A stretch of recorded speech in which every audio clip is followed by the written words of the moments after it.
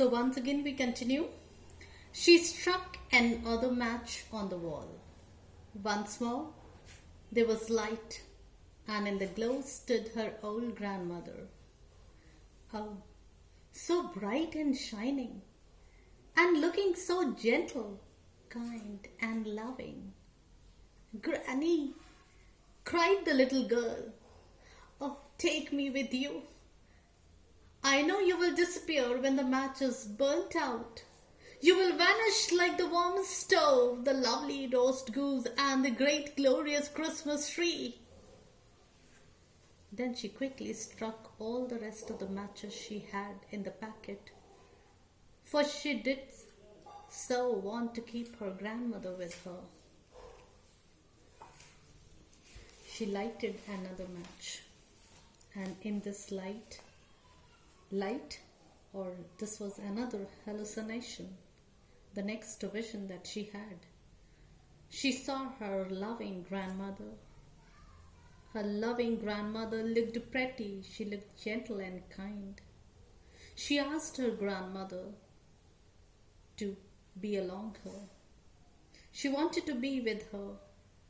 Her granny was the only person who loved her. She pleaded to her to take her to heaven, and this depicted her desire to be with Granny. Granny was the only one who loved her in the whole world, and she knew it. And also to save herself from the suffering that she was going through. She found hope in the image of her loving grandmother. Children, by this time, she'd come to know that if the match will burn out, her grandmother would disappear, just like warm stove, the roast goose, and the glorious Christmas tree. And she speaks also, she tells her. She knows that if her match will burn out, her grandmother will disappear, just like warm stove, just like roast goose, just like the glorious Christmas tree. So what she does is, she lit the whole bundle of matches quickly to keep her grandmother near her. The scene is very poignant, and how she wants to be with her grandmother. She does not want to lose her, and out of that feeling that she might not lose her, she lit all the matches. The matches flared up with such a blaze that it was brighter than broad daylight, and her old grandmother had never seemed so beautiful or so stately before. She took the little girl in her arms and flew with her high up, oh, so high, towards glory and joy.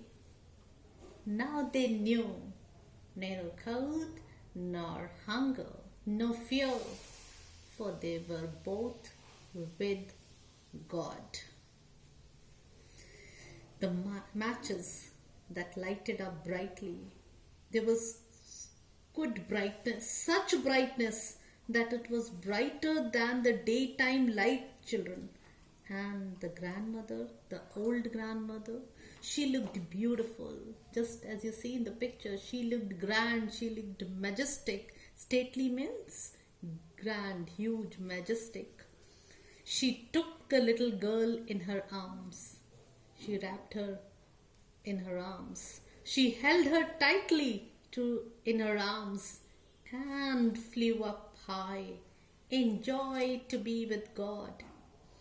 Now all the suffering and pain of this world has ended for them, for they were in heaven with Almighty.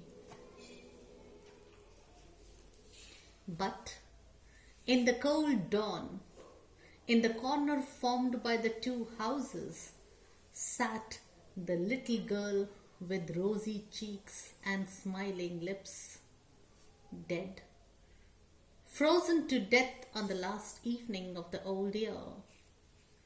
The dawn of the new year rose on the huddled figure of the girl.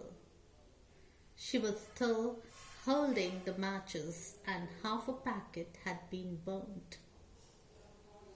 She was evidently trying to warm herself, people said. But no, one knew what beautiful visions she had seen, and in what a blaze of glory she had entered with her dear old grandmother into the heavenly joy and gladness of a new year.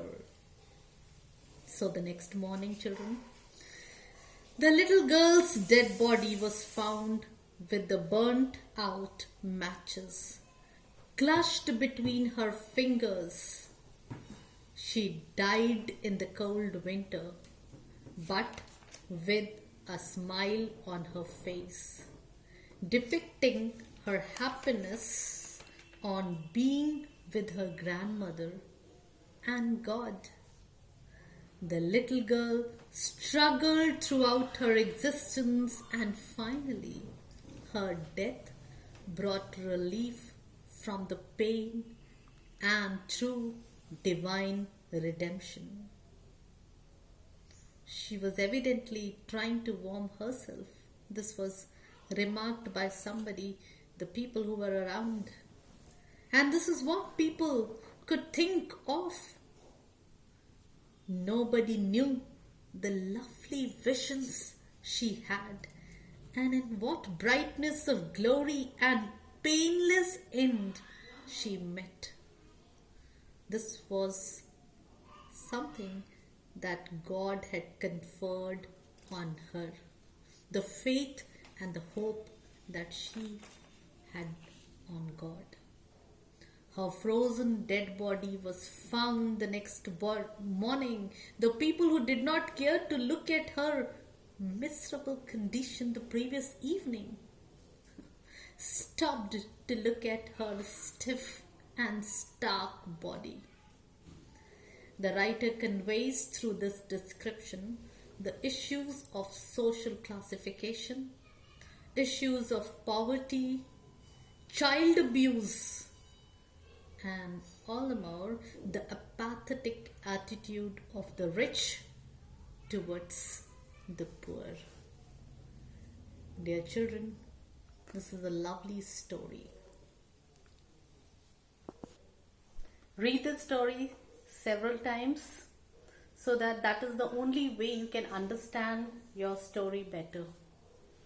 I've given you the narration, I've described, I've given you the meanings also. Now children, what you need to do is open your workbooks, go through the story in detail part of it, go through the why that it has been such title has been given, go through the characterization, go through the themes that's mentioned there, and also go through the critical analysis explained there.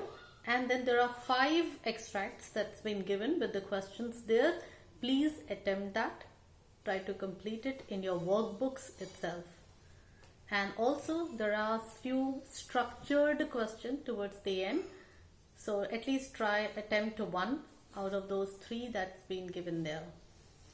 So children, I hope you enjoyed this story. You could actually feel that story. You could actually feel it around. And children, there's a universal appeal that has with this story.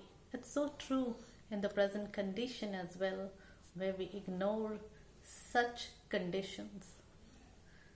Are we so apathetic? Please reflect. And yes, go through the story so that you can answer each and every question well. Thank you. God bless you.